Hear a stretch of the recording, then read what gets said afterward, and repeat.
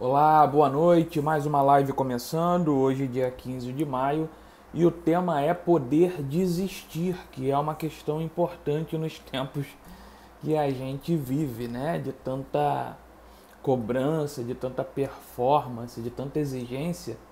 Eu acho que pensar nesse direito em desistir é importante.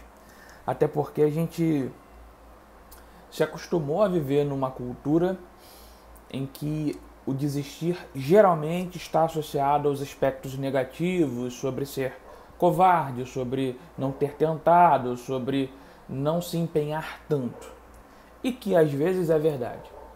Mas eu acho que a ideia é que a gente possa pensar que algumas coisas não precisam ser fixadas ou rotuladas de uma forma tão taxativa e definitiva, né? E antes da gente começar de fato a live, eu queria fazer um convite a você a se inscrever no canal no YouTube, que é o Motiva Psi. Então, se você está vendo a live agora ao vivo, depois procura lá o youtube.com/motivapsi, se inscreve no canal, tem vários vídeos já lá, tanto live quanto vídeos curtos, até com entrevistas, com debates. É um canal bem recheado, tem mais de 100 vídeos lá no canal.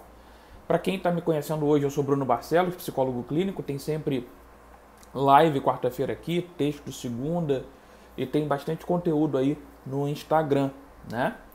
E eu também queria aproveitar para fazer um convite para o workshop Amores Crônicos, que vai acontecer no dia 25 desse mês de maio, que é uma ideia de poder sentar junto, trocar ideia, conversar pessoalmente sobre essas complicações dos relacionamentos, inclusive sobre essa ideia que tem a ver com a live de hoje, de poder desistir, porque a gente ainda associa muito a uma ideia de dar certo a algo que não acaba.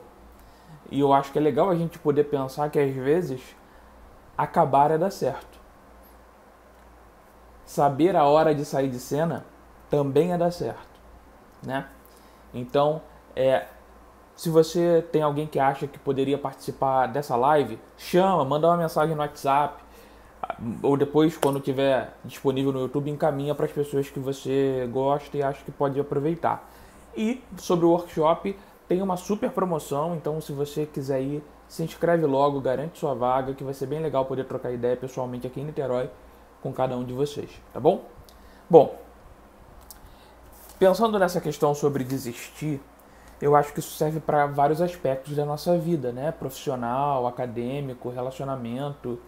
É tanta área que a gente se vê aí tendo que fazer caminhos longos, persistir, suportar adversidades, que eu acho que é importante a gente poder pensar em que situação, em quais momentos a gente pode se sentir livre para desistir. E antes de eu mergulhar no assunto, deixa eu dar boa noite a todo mundo que está aí. A Jéssica, beijo amor. Aline Lamas, Pris Terra, Laila, minha prima, Decaia e a Caroline Andrade. Bom, boa noite a todos, obrigado por estarem aqui, eu sempre agradeço muito a presença de vocês e estou aberto a trocar ideia, tá bom? Então vamos lá, qual é o ponto de partida para a gente pensar a live de hoje? Por que que a gente não pode desistir? Da onde surgiu essa ideia, esse conceito? Que desistir está sempre vinculado a uma ideia de fracasso. De alguma forma, a gente tem ainda muito atravessamento do amor romântico, que coloca a ideia de desistir como alguém que não está lutando o suficiente, que não está sendo homem ou mulher o suficiente para sustentar um relacionamento. E por outro lado, além dessa ideia romântica que está muito vinculada a relacionamentos, a gente também tem muitos casos de pessoas que diante das adversidades da vida são tão impactadas, tão realmente se sentem tão, a palavra deprimidas aqui é não no sentido patológico, mas assim, para baixo, que acabam desistindo sem lutar muito. Então a gente precisa fazer esse alerta de que em algumas situações a gente precisa lutar, a gente precisa suportar os nãos, precisa não desistir com facilidade, não é jogar tudo pro alto nos primeiros problemas que a gente enfrentar. Essa é uma ressalva muito importante para essa conversa de hoje. E eu faço questão de fazer esse comentário para que a gente entenda que a ideia não é trocar uma definição por outra, substituir uma verdade por outra, mas sim compreender que tudo varia de acordo com o contexto, com as pessoas, com as situações, com os momentos. Então, em alguns momentos é fundamental insistir, persistir, lutar. Em outros é fundamental saber chutar o balde, pegar seu banquinho e sair de fininho. E quais são esses momentos que a gente pode e talvez deva sair, né? Eu fui ler algumas coisas e eu acho que é legal a gente pensar, né, que o Bauman, em Amor Líquido, fala que estar em um relacionamento é uma incerteza permanente. E ele compara isso a uma empresa e a uma compra de ações, né? Em que você, quando compra uma ação, você está avaliando o momento presente. E você se compromete pelo período presente. Ou seja, é uma empresa que está em crescimento, que as ações têm uma tendência a crescer, o valor da empresa tem uma tendência a crescer, e você compra aquela ação na expectativa de um retorno futuro. E você pode tratar aquilo da maneira mais objetiva possível, que se tem retorno você, as ações sobem, você pode vendê-las e ter lucro, ou permanecer fiel ao seu pacto de compra para que seu valor ali seja multiplicado e você aguarde para que sua poupança fique robusta. Mas quando a gente vai para o campo do relacionamento, a gente não consegue trabalhar com essa avaliação de tendências. Porque você não tem como prever se daqui a um ano o seu relacionamento vai ter aumentado ou diminuído, se vai ter valorizado ou desvalorizado. E isso é o ponto importante. Por isso é uma incerteza. E por isso que todo pacto de relacionamento é um pacto vinculado no presente. Qual é a ideia do para sempre? O para sempre é a tentativa de eternizar um momento. Eu te amo para sempre hoje. Eu te amo para sempre agora. O amor que eu sinto por você nesse momento, ele é de uma proporção que eu gostaria de senti-lo para sempre. Mas eu posso dar garantias de que continuarei sentindo? E é essa incerteza que a gente geralmente foge, que a gente não quer saber, que a gente passa a vida tentando negar. E o meu papel chato é ter que falar dessas coisas para quem não quer ouvir. Minha vida não é fácil não, tá? Então, assim, a gente tenta conscientizar e fazer com que algo que tem uma aparência nociva, assustadora, quase de pânico, possa ser lido, interpretado como algo de um dado da realidade, que quando a gente consegue tomar consciência, a gente consegue lidar e pode suportar as variáveis e tomar as decisões de acordo com os contextos, né? Então a gente vai buscando não essa garantia de um futuro, de um para sempre, mas um investimento para que aquele presente, para que aquela sensação boa, para que aquele estado de alegria, de satisfação, por mais que contenha insatisfações, ele seja um pouquinho mais duradouro. E isso não se faz com um pacto, com uma promessa de para sempre, com um voto de que eu desejo que seja para sempre. Se faz com ações e manutenção de qualquer relacionamento. E para não ficar limitado a relacionamento, isso também se faz no campo profissional. Você, quando escolhe uma carreira, você está fazendo uma aposta de que vai ter algum tipo de satisfação ou retorno, inclusive financeiro, dentro daquela área que você escolheu. E pode ser que em algum período você não encontre uma satisfação, não encontre retorno. E aí você vai entrar num impasse, porque você se comprometeu com uma carreira. E vai desistir? Vai começar do zero? E qual é o argumento de todo mundo? E isso me impressiona. Todo mundo fala quase a mesma coisa. Mas são tantos anos. Isso serve para quem está numa empresa há 10 anos, ou no caso de um paciente que eu atendi que estava há 30 anos numa empresa e ele ficava no dilema de chutar o balde e criar a empresa dele. Serve também para alguém que está num relacionamento e pensa, não, mas a gente já está junto há tanto tempo, como é que eu vou desistir desse tempo todo? E é muito delicado falar disso, porque de fato, quanto mais tempo a gente convive com alguém, mais vivência a gente tem com essa pessoa ou com essa empresa, ou mais memórias a gente cria atrelando a nossa vida àquela coisa da qual a gente tem dificuldade em abrir mão. Seja uma pessoa, seja um trabalho, seja uma faculdade. Só que o tempo, ele é muito abstrato. A gente, ser humano, faz um pacto com o tempo como se ele fosse um dado muito concreto. E, na verdade, ele não é. O tempo é uma ficção. Ah, Bruno, você está confundindo minha cabeça. Como assim é uma ficção? Olha aí o relógio no teu pulso. O tempo é uma ficção que a gente criou para organizar a vida.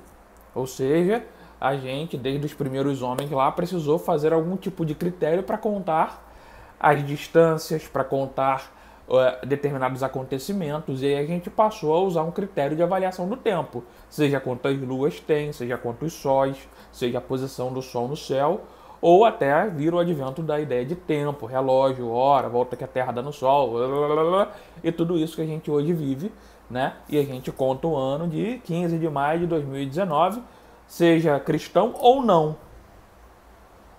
E a gente está falando de 2019 depois de Cristo. Portanto, é uma ficção, é uma ideia que nós construímos para organizar a nossa vida. Falei muito, mas acho que é importante para esclarecer essa noção de tempo. Se o tempo é uma ficção, se ele é só uma contagem para organizar a vida, de que adianta eu me prender a ele para falar da minha dificuldade de abrir mão de algo? Que valor tem o tempo se ele não for qualificado? Se a gente só usar o critério de quantidade, a gente nunca vai chegar à capacidade de avaliar se a vida está boa ou ruim. Porque aí, a cada dia que a gente ficar preso a uma determinada situação, menos coragem a gente vai ter para sair dela. Porque cada dia vai se somando mais tempo. E é isso que eu ouço quando alguém fala, mas eu tô há 10 anos juntos. Mas eu tô há 30 anos nessa empresa. Pô, mas eu já tô na metade da faculdade. Qual é o critério? É esse mesmo? É o tempo? Você pode estar há 10 anos sofrendo. Você pode estar na metade de uma faculdade que você odeia. Você pode estar numa empresa sofrendo assédio moral há 30 anos. Então, qual a qualidade do tempo? Qual é o critério que a gente vai usar para avaliar se algo é bom ou ruim para a gente? De que importa o tempo? Que tempo é esse que a gente está falando? E, de alguma forma, quanto mais a gente convive com algo, mais a gente se adapta e se organiza para conviver. Muitas vezes, e isso a gente sempre busca, a gente busca relações que nos tragam algum tipo de segurança. Um emprego que traga estabilidade, um relacionamento que traga uma sensação de amparo, né? Amigos que a gente possa contar. Isso tudo significa segurança, em última análise. Só que muitas vezes a gente acaba se acostumando a ter um tipo de segurança na dor. Ou seja, eu vivo uma relação que não é boa, eu estou num trabalho que não me agrada, eu estou morando numa cidade da qual eu detesto, mas eu já me acostumei com esse sofrimento. Esse é um sofrimento que eu conheço, eu sei lidar com ele. Eu vou trocar isso por algo do qual eu não sei se eu aguento? Esse é o medo. E é um medo, digamos assim, coerente. Não dá para negar que você, ao abrir mão de alguma coisa que você tenha, é angustiante você não ter muita noção de para onde você está indo, do que você vai enfrentar. E de fato não tem como saber antes de viver. Mas é essa capacidade de arriscar que está vinculada à capacidade de se sentir minimamente vivo. E por isso a gente sempre vai ficar no impasse entre segurança e liberdade, entre se sentir amparado dentro de um ambiente do qual eu domino, ou acho que domino, ou apostar a correr os riscos e as incertezas de uma escolha que eu não sei para onde vai me levar. O que a psicanálise tem para colaborar ao Bauman é que tanto em um quanto em outro não há garantias. O que há são ilusões de garantias, assim como a ilusão do tempo. Eu conheço pessoas que se colocam vitoriosas por viverem 60 anos juntas. Principalmente por eu trabalhar com idosos em instituições, em casas de repouso, é comum que a gente encontre muitas pessoas que falam dos seus casamentos com orgulho, mas um orgulho de quem foi para a guerra e voltou vivo. E eu acho isso muito curioso. Eu fiquei 60 anos casada. Eu passei por muita dificuldade, não foram só flores, não. E as pessoas falam nesse tom de vitória, de alguém que passou muita dificuldade, que sofreu muito, mas olha eu aqui, ó, eu aguentei. E isso é compatível com uma ideia romântica de casamento, de relacionamento, que tem a ver aí com os séculos passados. Mas isso não vai ter nexo com as relações dos tempos de hoje. Ninguém quer fazer pacto com sofrimento. Por mais que muitas vezes se enfie em relações que gerem sofrimento. Mas a capacidade de empoderamento, de reflexão, de autoestima, de uma ideia de que você não merece sofrer gratuitamente, isso já está um pouco mais consolidado. E faz com que as pessoas se coloquem no impasse de: mas espera aí, ok, eu tenho o direito de não sofrer. Mas será que eu estarei sendo covarde em desistir? Eu não deveria lutar um pouco mais? Eu não tenho que tentar conversar com o meu chefe para melhorar o ambiente institucional, o clima da empresa? Eu não tenho que tentar conversar com o meu amigo e negociar essa amizade, falar que ele está pegando pesado, que ele não devia ser assim? Eu não tenho que, então, perdoar 70 vezes 7 até que a relação melhore? Porque quem sabe, ano que vem melhora. Quem sabe, se não procurar uma religião, se não for meditar, se não fizer yoga, se não procurar terapia, se não... E por aí vai, né? Sempre um si. A pessoa não vai acordar. E eu acho que aí é que está o grande X da questão. Eu costumo dizer que eu acredito na mudança, senão eu não faria o que eu faço. Mas eu só acredito na mudança da pessoa que me procura querendo mudar. De quem não quer mudar, eu não tenho por que acreditar em mudança. Quem não quer fazer esforço, quem não quer se empenhar, quem não quer ceder, não tem por que eu acreditar na mudança. E sendo assim, não dá para a gente passar a vida apostando que algo vai acontecer com o outro e ele vai acordar. A gente em algum momento vai precisar tomar uma decisão pelo presente e não pelo futuro, pela expectativa de que lá na frente vai haver um milagre ou uma mudança, mas avaliar o que eu vivi até aqui. Eu já recebi pessoas no consultório de fato assim, a pessoa chega no consultório e fala: eu tô há 30 anos casado. A parte boa foram 10 primeiros anos, os outros 20 estão sendo um inferno. Veja bem, até a cronologia dos fatos já falam por si. Tem mais tempo ruim do que bom. E o que se está esperando?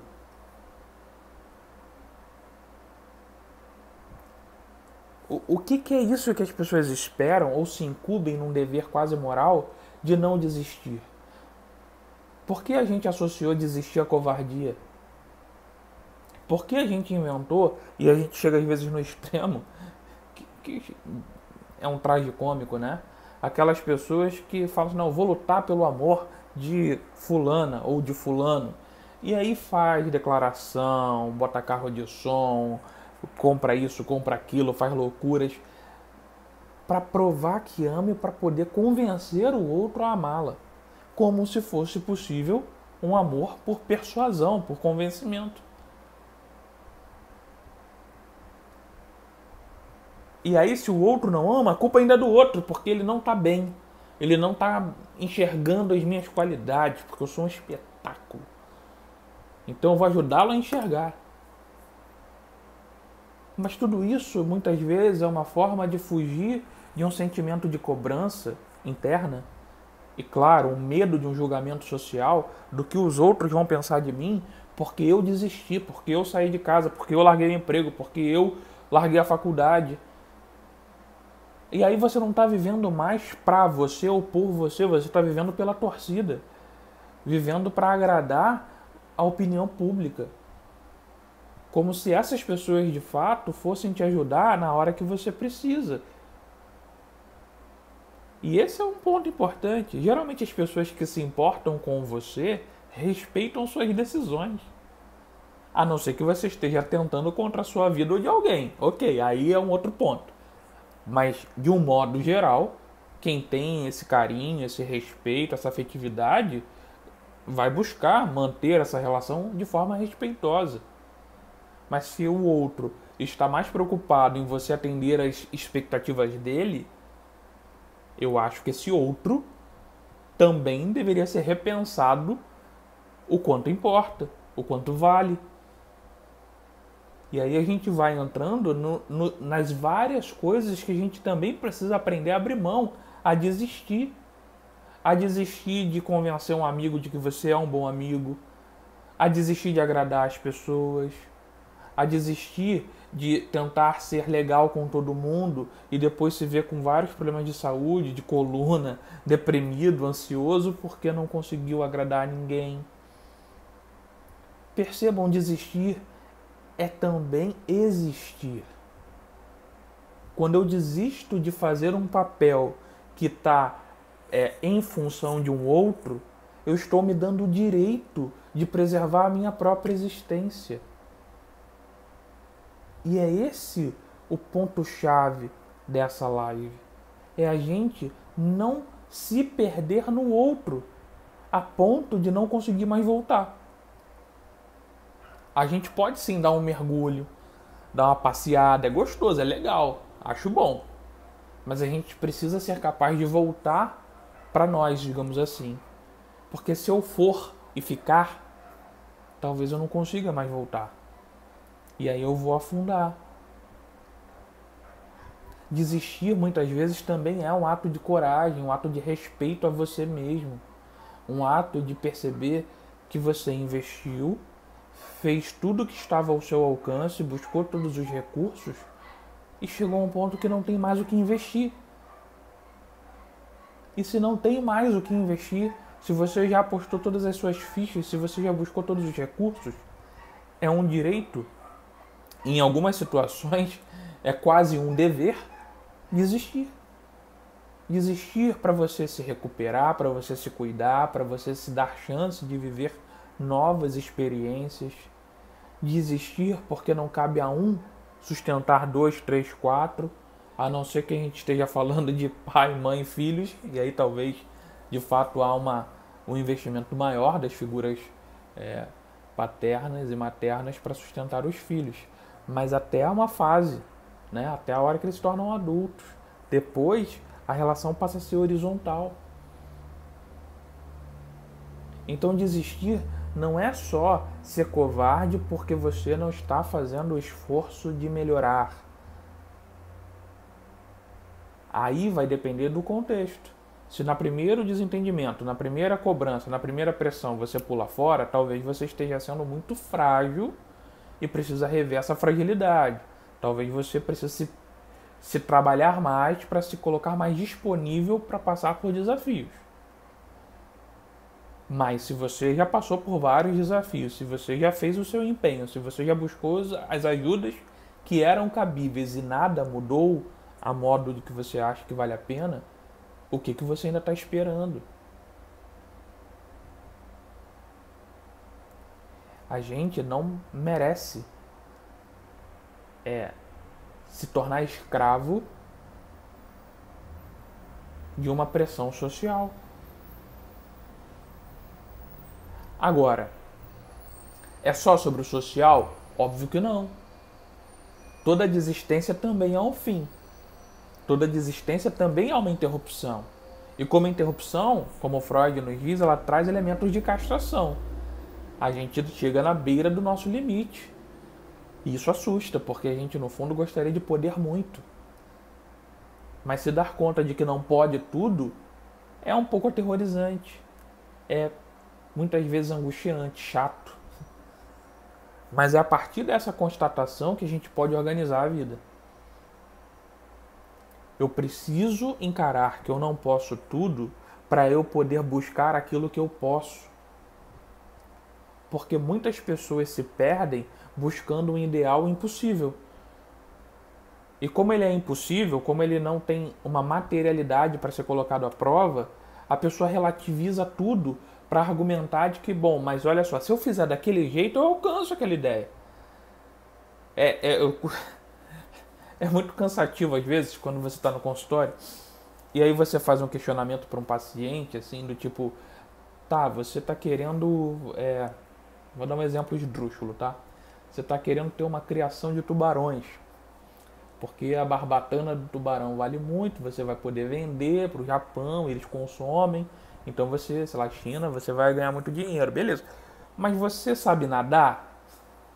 Não, mas eu vou fazer um curso, eu vou contratar alguém que saiba.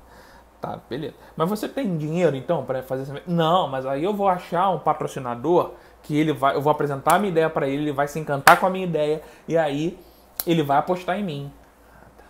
E você já está buscando isso? Já entrou em contato? Não, mas olha só, eu já entrei no Google e dei uma pesquisada que tem um cara lá na Nova Zelândia que fez isso e deu super certo. E aí você vai tentando sutilmente questionar a pessoa para ela trazer para a realidade dela esse projeto e ela vai sempre tentando tangenciar e achar certas saídas que no fundo são muito pouco realistas. Elas são possíveis, mas improváveis, né? E no fundo é uma tentativa de não desistir de um projeto que pode dar certo, mas ele não está sendo tratado de uma maneira objetiva, com planejamento, com um investimento em que ele se coloca em escala para ser alcançado como um objetivo possível, né? Porque ele está exatamente no campo idealista, quase mágico, né? E isso não é sobre criar tubarões, isso é sobre relacionamento, sobre amores, sobre profissões, sobre a gente estar aí se matando para ser bom numa área que de repente é a área que os nossos pais sonharam pra gente, mas que a gente odeia ou não tem tanta afinidade. Por isso é importante a gente fazer esse questionamento do porquê, para quem a gente está se lançando com tanto engajamento em certas coisas que estão nos fazendo mal. Vou dar uma boa noite aí pro pessoal que chegou depois, que teve mais gente chegando. A Laila comentou, oi primo, tô na área, hein? Que bom. Solange Duarte mandou um emoji de carinha, que bom que você tá aqui, Solange. Kekel Goulart, Suelen Card, Daiane, coach materna. A Jéssica comentou que seja eterno enquanto dure. E eu acho que é por aí. Eu acho que, de fato, a gente quer eternizar as sensações boas, os prazeres. E eles são eternizados na memória, na lembrança. Isso é muito legal. Eu acho que isso faz parte da capacidade de desistir também. Eu vou pegar esse gancho que a Jéssica comentou e depois eu volto a dar boa noite aí para quem está aí, porque eu acho que isso é muito importante. Quando eu consigo valorizar as memórias e os aprendizados do que eu vivi durante um tempo, seja num estágio, num trabalho, num relacionamento, numa cidade, numa faculdade, eu consigo ir embora daquele espaço, daquela história, mas guardar em mim aquilo que foi gratificante. Eu não preciso reter os objetos, eu não preciso reter as pessoas, eu não preciso me reter aquele espaço, porque eu internalizei o que me interessa e com isso eu consigo seguir grato. Mas enquanto eu ficar preso aos objetos, a algo muito concreto, eu também vou me aprisionar às pessoas ou querer aprisionar as pessoas a mim. Exatamente porque a gente tem uma dificuldade em, digamos assim, buscar mais entre aspas, a alma das coisas e não as suas objetificações, a sua matéria, né? Boa noite, Luana, Iracema, Tia Martinha, Igor Paulinelli, Carmen Samaniego, Evelyn de Jesus, boa noite. Bom, então assim, a gente tem um contexto que é um contexto fundamental para a vida, que é a nossa capacidade de apostar, investir, persistir e desistir. Porque se eu continuo persistindo num negócio falido, eu não vou ter retorno positivo e a tendência é que eu vá falir junto. E isso não é uma estratégia que a gente pode chamar de muito inteligente, né? A gente precisa colocar algumas coisas para fora. Seja emoções, ideias, pensamentos ou vivências que em algum ponto elas já não mais fazem sentido para nós. Eu separei um trechinho de um livro que chegou há pouco tempo para mim, que eu já estava louco para ler. O Instagram inverte, mas o nome do livro é Não Pise no Meu Vazio. É da Ana Sui, que eu de vez em quando marco ela aí em algumas publicações. E ele é um livro de poemas, na verdade, né? Com poemas curtinhos. E eu separei um que eu achei legal para a gente poder pensar junto aqui, que se chama Porre de Você. Cada célula sua, cada pensamento seu, cada fio de cabelo, cada segundo da sua existência, cada pelo, cada excremento, cada dor, cada diálogo sobre amenidades com desconhecidos, cada instante do seu corpo vivo, eu queria tudo para mim. E tive, na medida em que coube em mim, cada fiapo da sua existência. Me empanturrei das suas crises existenciais, das suas regras de como viver no mundo, das pequenas alegrias que regavam seus dias, dos pesadelos que você podia lembrar e me contar ao acordar, dos diferentes sabores que seus beijos espalhavam por mim, dependendo do seu humor. Me embebedei da sua saliva e das lágrimas suas que não caíram. Vivi numa rave ao som das batidas do seu coração. Tomei os doces que escorriam das suas palavras no início. Me entorpeci, me excedi, me droguei de você. Excedi o limite de uma substância que não era eu mesma dentro de mim. Hoje eu te vomitei. Acordei com mal-estar, meu estômago revirava ao me lembrar das nossas cenas de amor. Ao me lembrar dos nossos diálogos, algo parecia fazer da minha goela o sino de Notre Dame, com a corcunda pendurado. Fui ao banheiro e vomitei tudo o que tinha de você em mim. Nunca mais vou conseguir incorporar algo de você. Foi assim quando tive intoxicação alimentar de mariscos. Nunca mais comi mariscos. Será assim com você. Às vezes a gente se excede. Às vezes a gente quer tanto devorar o outro que acaba envenenado. E depois que a gente se envenena, nos resta fazer uma boa lavagem e nunca mais ingerir. Desistir também é persistir, mas não mais na relação, no trabalho, na faculdade, naquela história, mas sim persistir na existência e na construção de uma nova história. Os ciclos se fecham. É assim quando a gente vai para o maternal. Ele precisa acabar. Imagina ficar preso no pra sempre do maternal com 30, 40 anos. Tudo bem que tem gente que parece que fica. Mas a gente precisa passar por esse ciclo. E ele é fundamental. A gente tem vivências, experiências, conhece pessoas, tem professores que são fundamentais para aquela etapa da nossa vida. Mas a gente cresce, precisa de novos desafios. E aí a gente vai para o coleginho, para a escola, para a faculdade. E tudo isso tem ciclo de início, meio e fim. Certamente o profissional que você é hoje é completamente diferente do profissional que você era no início da sua carreira. E não quer dizer que você era pior, mas quer dizer que você não tinha as experiências que você tem agora. E você teve que abrir mão de muita coisa. Estágios que chegam ao fim, aulas que você gostaria talvez de poder reviver, amigos que vão ficando pelo caminho da estrada. Isso também são pequenas desistências, mas que a gente não interpreta com tanta negatividade como a gente interpreta fim de casamento, demissão de emprego, trancar uma faculdade e começar uma outra. Porque tudo parece uma culpa, um erro. E na verdade, na maioria das vezes, é o maior acerto da nossa vida. É quando a gente reconhece que viveu o que tinha para viver, que extraiu o que pôde e que ofereceu o que tinha. E que em algum momento a gente precisa pegar nossas coisas, arrumar nossas malas e seguir adiante para construir novas histórias. Ficar preso a um ideal do que deveria ser é morrer. É morrer enquanto sujeito, é morrer enquanto experiência, é morrer enquanto possibilidades. E aí você está persistindo numa história e desistindo da existência. Vamos trocar isso. Desista das histórias falidas, mas persista na sua existência, na capacidade de construir narrativas, de criar novos sentidos, de inventar novos sentidos, provocar novas sensações, conhecer novas pessoas, inspirar outras. Quantas pessoas você conheceu que talvez numa fila de banco, num ônibus, trocou algumas palavras com você que teve algum efeito duradouro? A gente espera muito algo grandioso, mas a vida é pequena. A vida acontece nas coisas pequenas. Até numa live do Instagram.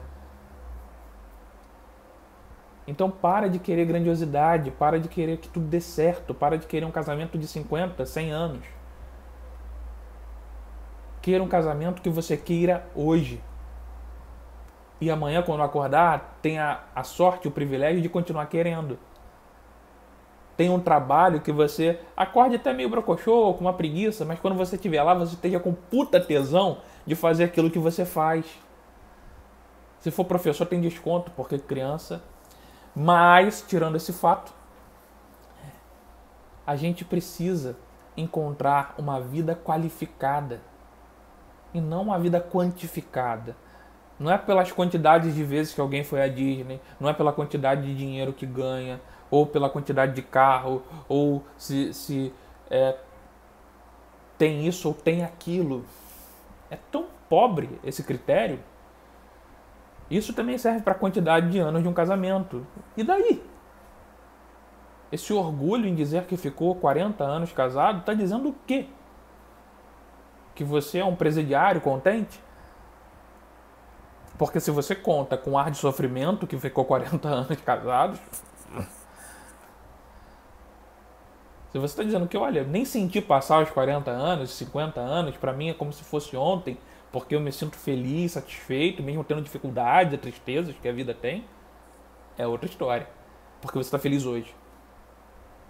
A vida só existe no presente. Ah, mas a psicanálise trabalha com o passado. Óbvio, as marcas estão lá. Mas elas estão lá no presente.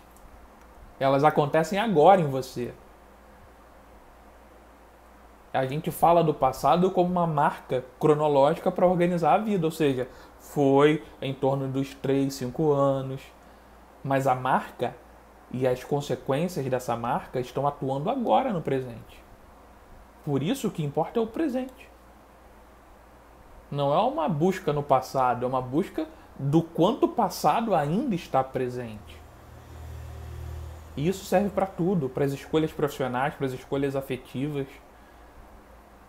Hoje uma paciente me mandou no direct um post de uma outra página muito legal, em que, em resumo, dizia que a gente busca no outro aquilo do qual a gente está precisando curar na gente. E isso tem a ver com o que a gente estava conversando na sessão. E de alguma forma a gente faz muito isso, né? Eu brinco que a gente não se apaixona pelas qualidades. Essa é a desculpa que a gente conta. Mas no fundo a gente se identifica com os defeitos. Tipo assim, nossa, você é tão problemática, me apaixonei por você. Porque no fundo é isso. A gente tem nossas inquietações, angústias, dificuldades, e são por elas que a gente transita, por elas que a gente se conecta. Tentando aprender, tentando lidar, tentando curar. E aí eu vou cuidar do outro para tentar ver se eu cuidando do outro eu cuido de mim. E muitas vezes a gente se embaralha nisso. E aí a gente vai caminhando para relações muitas vezes em que alguém assume um papel de cuidador e o outro que assume um papel de cuidado, de adoecido. E isso, as posições fixas, extremas, geralmente não são boas. A gente precisa da oscilação. A gente precisa cuidar, mas também permitir e encontrar alguém que se disponibilize a cuidar da gente. A gente precisa pensar, mas tem hora que a gente precisa também descansar. A gente precisa fazer, ser proativo, mas também é legal ver alguém realizando. E quando a gente assume qualquer posição fixa, seja jamais desistir ou sempre desistir, ou sempre fazer ou nunca fazer, a gente vai acabar adoecendo. A gente precisa ter jogo de cintura. E isso não foi a psicologia que me ensinou, isso foi meu pai, minha mãe e minha avó. Então, assim, alguém tem algum comentário, alguma crítica, alguma pergunta? Estou aqui para ouvi-los também. O que vocês pensam sobre desistir? É fácil desistir? É difícil? Do que dá medo em desistir? Eu acho que um dos medos que a gente tem em desistir é o medo de se arrepender, né? Tá, desistir, beleza, chutei o balde, mas e se eu me arrepender e quiser voltar? E esse é o medo da castração, né? O medo do não ter volta. E não tem. Não tem volta para nada, né? Mesmo que você volte para um relacionamento, ele não vai ser mais como era antes. Se você tranca uma faculdade e depois volta, não é mais a mesma turma, talvez não seja o mesmo professor. É preciso suportar a perda. A Jéssica está dizendo que o medo de desistir é o novo, o que esperar? Então, essa também é uma boa questão, né? A gente precisa esperar alguma coisa, né? Eu acho um saco quem fica dizendo, não vou criar expectativa. Tem até algum vídeo meu que eu falo isso. Se você está dizendo que não vai criar expectativa, você já criou. Criou a expectativa de não criar expectativa. Então, assim, é impossível não criar expectativa. Mas é fundamental desenvolver a disponibilidade para a frustração. E veja bem, eu estou usando a palavra disponibilidade de propósito, porque a gente adora se preparar. E também não tem preparo. Ninguém se prepara para o pé na bunda, ninguém se prepara para um término, ninguém se prepara para uma demissão, ninguém se prepara para a morte. Não tem preparo, mas tem disposição. Tem aquela coisa do vou tentar encarar da melhor forma que eu puder. A Laila está dizendo, desistir no meu caso está ligado ao orgulho, eu acho. Bom, também é uma outra questão, né? Eu acho que a gente acaba ficando muito preso a uma ideia de ser forte, de ter uma imagem meio blindada. Eu só acho que é importante a gente ter também a capacidade de suportar as nossas vulnerabilidades. A gente não tem que ser forte o tempo todo, porque se a gente for forte o tempo todo, uma hora a gente vai quebrar. A gente precisa ter flexibilidade também para poder sair de situações. E às vezes é melhor a gente suportar uma sensação de talvez humilhação, aquele famoso engolir sapo, e sair pela tangente e conseguir uma situação melhor lá na frente, do que ficar batendo de frente e só perder, entende? Porque o extremo do bater de frente é ir pro tudo ou nada e pode culminar, dependendo do caso, que eu acho que não é o seu caso, Laila, pode culminar no vida e a morte, entende? Eu não acho que a gente precise desses extremos. Suelen, o medo de desistir é o começar de novo. Então, mas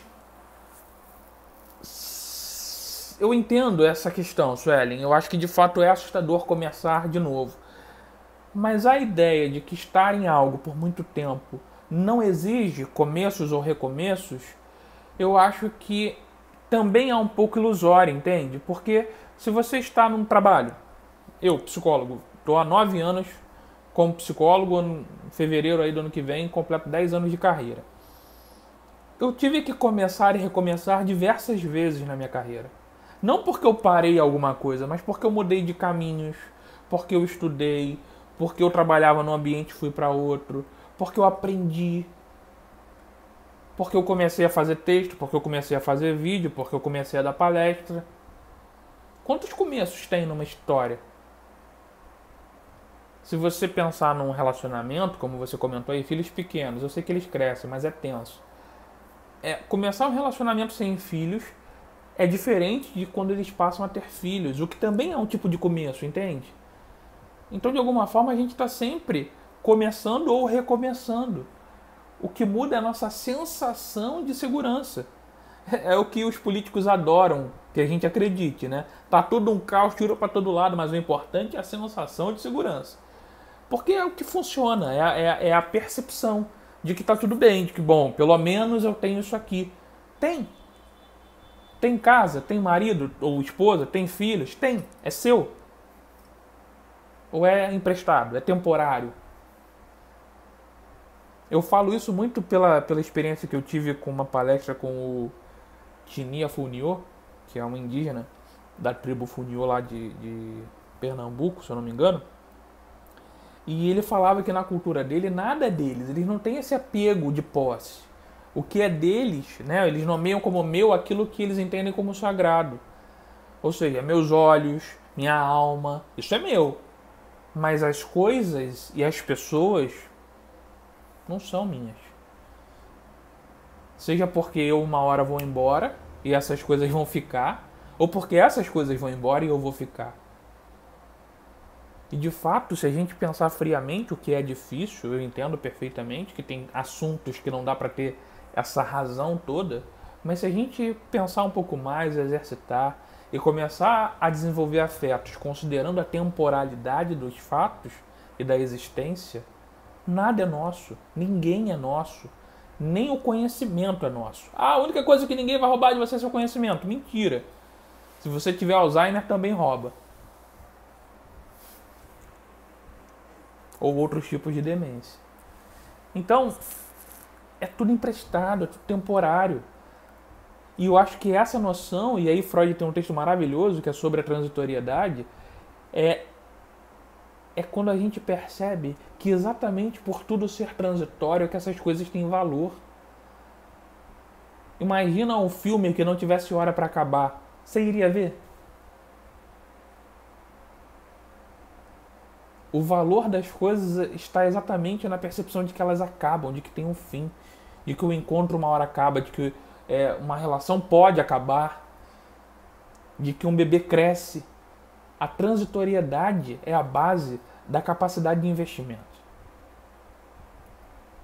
E por isso começar é sempre de novo, e de novo, e de novo, porque se você tem 10, 20 anos de casado, você vai ter que começar de novo, porque você não vai ser a mesma pessoa que você era 10, 20 anos atrás. E muito menos o seu ou a sua parceira.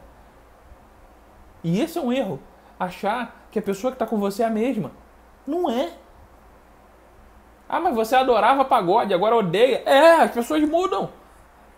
Você adorava Freud, agora você está meio antipatizando de Freud. As pessoas crescem, tem outras informações. Eu continuo meio apaixonado por Freud. Mas há quem mude. E qual o problema de mudar? Essa ideia de segurança, de garantia, ela só traz sofrimento. E é isso que as pessoas não percebem. Essa busca por um ideal impossível as faz sofrer muito mais do que a percepção de que tudo pode de uma hora para outra acabar. E que quando eu me disponibilizo a lidar com isso, por mais que doa e sofra, e dói e sofremos, a gente ganha a capacidade de lidar com tudo isso.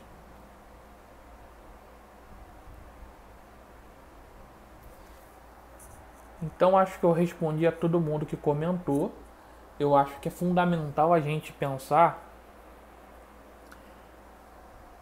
aproveitando a palavra que a Laila usou, que é o orgulho. Eu gosto dessa palavra. E eu acho que é importante a gente ter orgulho da gente. Orgulho da nossa história, orgulho das nossas conquistas, orgulho das nossas batalhas, orgulho dos nossos aprendizados. Se orgulhar, se admirar. Mas quando o nosso orgulho ou nossa admiração nos faz ficar sofrendo para não perder esse orgulho ou essa admiração, aí a gente está transformando o que era bom em algo ruim. Se eu não posso desistir porque eu tenho que manter minha pose e minha fama de mal, no fundo eu estou agindo de uma forma nada admirável. Eu estou preso a um recorte de uma imagem. Aquela pessoa que tira foto sempre do mesmo ângulo, que nem a Anitta que tira foto segurando o braço, porque ficou bom, então eu vou tirar sempre a foto igual, eu vou sempre agir igual. Uma hora isso também satura, uma hora isso perde efeito, porque a gente precisa se renovar, se reinventar, recomeçar. A Laila está comentando, mas quando o orgulho é ferido, dói, né? Então, eu acho que sim, mas eu diria que o que dói não é o orgulho ser ferido. O que dói é a gente perceber que é possível ferir. O que dói é a gente perceber que a gente não é tão forte, que a gente não é tão capaz, que a gente não é tão poderoso, e não é. Que a gente chora, que a gente sofre, que a gente tem dias que está de mal com o mundo, que a gente faz apostas e depois se decepciona, que a gente erra. No fundo, muitas vezes, e não posso dizer que sempre, mas muitas vezes o que está doendo é o nosso narcisismo. É a gente querer negar pra gente mesmo que dói. E dói. Mas essa é a regra. Doer é a regra, sofrer é a regra. A exceção é ter um momento ali de prazer, de satisfação, de alegria. A gente sofre porque a gente tem que comer todo dia, no banheiro todo dia, escovar dente todo dia, tomar banho, trabalhar, pagar a conta. Se a gente for pensar, fazer uma listinha do nosso cotidiano, é muito mais ações não prazerosas do que prazerosas. Mas elas são caminhos para situações prazerosas. Então a gente precisa ter uma compreensão um pouco mais ampla, entende? Por isso o processo terapêutico é importante. Porque ele nos ajuda a olhar para aquilo que às vezes a gente está fugindo. Mas fugir e levar o problema com a gente, no fundo, não é uma fuga, né? É um adiamento. A Jéssica tá puxando a minha orelha, dizendo para não falar da Anitta, porque ela é fã da Anitta. E comentando que é muito difícil perceber que é preciso mudar. Romper ciclos é difícil. Claro que é. É difícil. Mas não romper também é. Não é uma escolha, isso é que é complicado. Não é uma escolha entre bom e ruim, entre fácil e difícil. Essas são escolhas óbvias, né? São escolhas prazerosas. Você pode comer uma coisa super gostosa ou uma coisa horrível. Qual que você vai querer? Quem dera que a vida fosse feita só dessas opções. Mas as situações de desistência são situações entre o ruim e o ruim, ou entre o bom e o bom. Ou seja, eu trabalho num lugar maravilhoso e recebi uma proposta muito boa. São duas opções boas.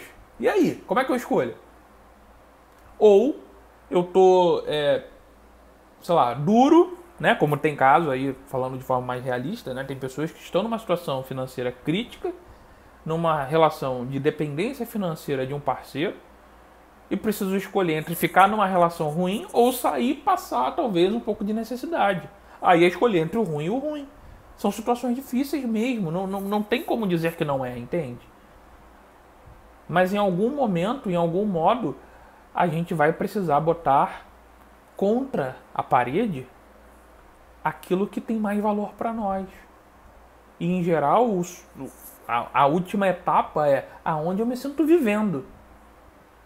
Eu posso sobreviver por um tempo, mas eu vou buscar uma vivência, algo que extrapole a sobrevivência.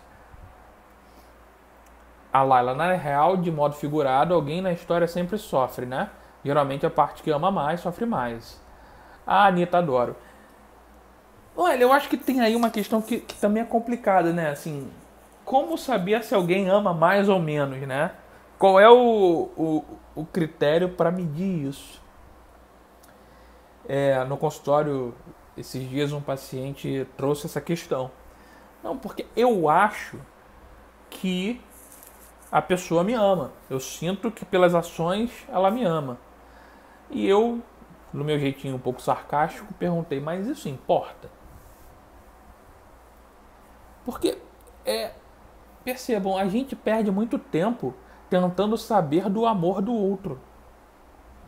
E fica como se fosse um leilão, esperando achar alguém que vá nos amar mais. Como se fosse esse o critério. Ou seja, eu vou botar 10 pessoas na minha frente, aquela que me amar mais, eu fico com ela. Se fosse assim, seria meio estranho, né? Não é esse o critério, não é assim que funciona na prática. E o que eu costumo dizer é, a melhor forma de avaliar não é se o outro te ama ou não, porque disso a gente nunca vai saber. O que dá para saber é, eu me sinto bem na companhia dessa pessoa? Eu gosto de mim quando eu estou junto de você? Talvez seja a única coisa mais palpável para a gente avaliar. E o que dói, dói para todo mundo, né? Mas cada um dói, ou melhor, cada um sente a dor à sua maneira, assim como cada um ama a sua maneira. Achar que existe uma forma única, ou seja, eu amo, fulano não ama porque não ama igual a mim, isso é um pouco de narcisismo, é um pouco de achar que a sua régua é a certa e a do outro é errada, e não é por aí, né? A Laila está comentando, como se fosse os dois segurando a ponta de um elástico, o primeiro que soltar machuca o outro. Mas ficar sem o elástico também é ruim, né? Ninguém quer perder. A Suelen, acho que o medo faz com que ficamos acomodados, né? Deixando sempre para amanhã, para depois. Sem dúvida. Tem umas histórias aí que rolam no Facebook, eu não sei sinceramente o quanto é verdade ou mentira, mas que Hitler, na época lá da Segunda Guerra Mundial, mostrou para um soldado, pegou uma galinha, depenou a galinha, e ela sofreu muito sendo depenada ali, a sangue frio e tal, e depois pegou um punhado de milho e botou no chão e a galinha foi acompanhando ele. Botava o milho, ela andava, botava o milho, ela andava, ela foi seguindo ele. Então, a moral dessa história é, você pode depenar o povo, desde que você dê migalhas para ele, depois tá tudo certo. Então, acho que muitas vezes a acomodação é um pouco disso. Eu sou depenado, mas eu me contento com as migalhas que me oferecem, né?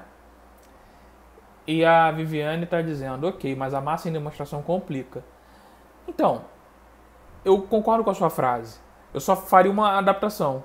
Se relacionar com alguém que não demonstra estar investindo na relação, complica. Serve para amor, serve para sociedade. Pensa, você vai montar uma empresa com alguém. E aí você tá lá fazendo pesquisa, corre atrás de preço, verifica lugares para montar a sua loja. E a outra pessoa simplesmente tá nem aí. Se a pessoa não demonstra interesse, complica. E aí, amor? A gente bota muito peso no amor. Como se o amor fosse a solução para tudo. Vamos falar a verdade. Amor não resolve porra nenhuma, não. Amor não enche barriga, já dizia minha avó. A gente precisa avaliar quais são as atitudes, os gestos que dão sustentabilidade para esse amor. Amor sozinho não faz nada. Lamento. Falei. Você, para ter uma sociedade, para poder admirar um professor, não precisa que ele te ame. Você, para ter um colega de trabalho, você não precisa de amor. Mas se o cara te respeita, é gente boa, troca ideia, tá disposto a, de repente, cobrir o seu plantão, se você trabalha com plantão, aí sim, você tem um gesto nobre, um gesto de gentileza, e aí você passa a ter uma afetividade. Mas se amor, não sei, vai que o cara tá apaixonado e você não sabe. Bom, já polemizei o suficiente, o Instagram já tá me dizendo que, olha, tá acabando o tempo, porque tem um reloginho ali diminuindo os segundos. Ele vai encerrar a live. Eu agradeço muito a participação de vocês, acabei me estendendo um pouco mais do que eu imaginei que iria. Peço sempre que deixem seu vídeo, seu like, curtam esse vídeo aí, essa live, falem para as pessoas assistirem, assim que tiver no YouTube, compartilhem e avisem sobre o workshop. E se tiverem alguma dúvida, entre em contato, tá bom? Muito obrigado pela presença de vocês. Espero que consigam refletir bastante aí sobre essa conversa. E até a próxima live. Tchau!